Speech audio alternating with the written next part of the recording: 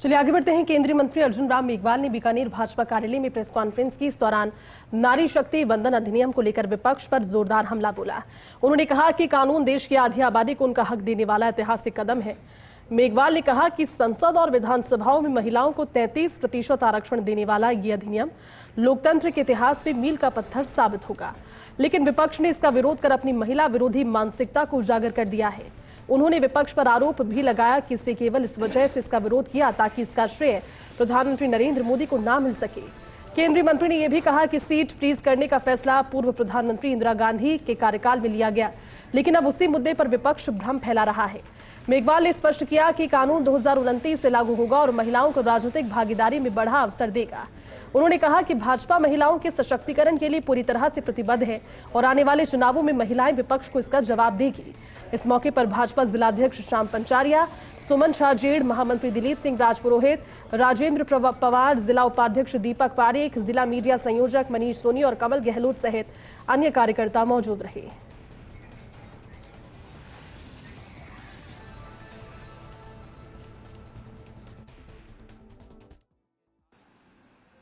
देखिए, ये बजट सत्र था, इसमें एक निर्णय लिया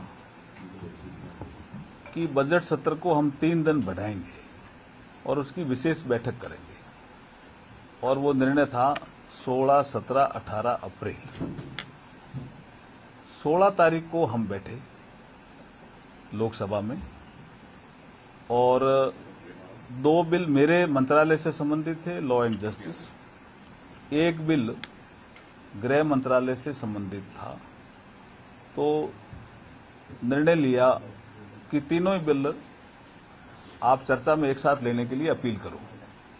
तो इंट्रोड्यूस किया बिल। तो कौन कौन से बिल थे ये भी आपके ध्यान में ला रहा हूं। एक है संविधान संशोधन 131वां।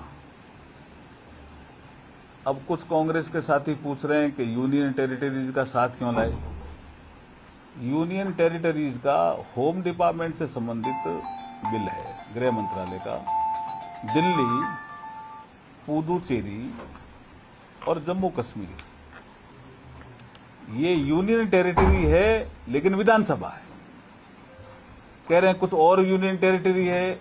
अरे भाई, ये यूनियन टेरिटरी और जिसमें विधानसभा है उनकी भी तो सीटें बढ़नी थी, इसलिए यूनियन टेरिटरीज का बिल साथ लेके आए। ये 3 ही थे उसमें, दिल्ली विधानसभा, पांडिचेरी विधानसभा, जम्मू कश्मीर विधानसभा।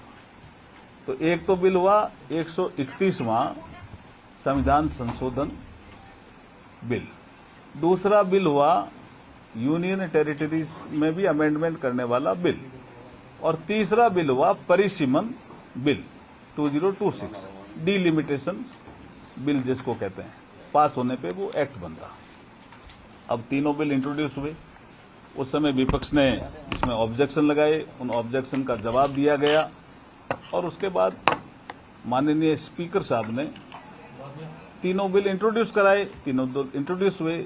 फिर मैंने रिक्वेस्ट की स्पीकर साहब से कि आप तीनों बिलों को एक साथ चर्चा में ले लीजिए।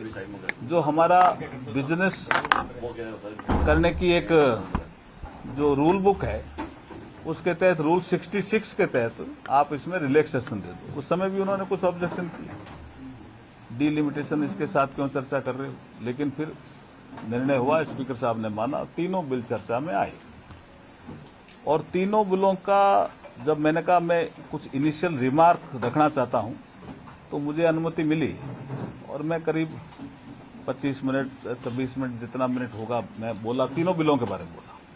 उसके बाद चर्चा शुरू हुई, कांग्रेस की तरफ से भी हुआ और सब लोग बोले। पहले दिन मुझे लगता है कि 13:30